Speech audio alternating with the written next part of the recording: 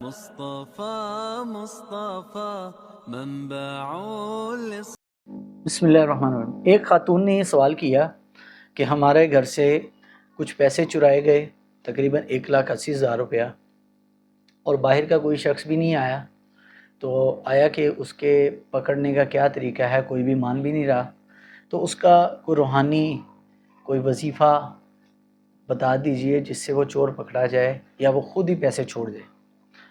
میری بہن، ہمارے مشائخ نے اس کا ایک بڑا ہی مجرب نسخہ بتایا ہے، سورہ مزمل، اس کی آیت نمبر 13، ان لدینا انکالا و جحیما وطعاما ذا غصة وعذابا علیما۔ یہ آیت مبارکہ 111 مرتبہ کچے چاولوں پر دم کر کے پھر اس چاولوں کو پکائیں اور جن جن لوگوں پر شک ہے سب کو کھلائیں۔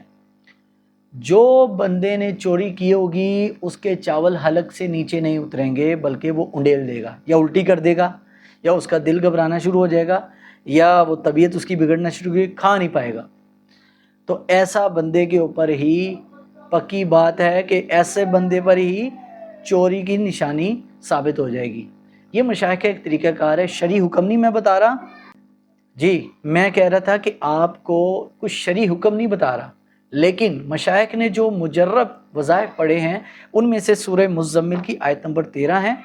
اس کو 111 باری پڑھیں، چاول پہ دم کریں، چاول پکائیں اور پھر وہ چاول سب لوگوں کو کھلا دیں جس پر شک ہے۔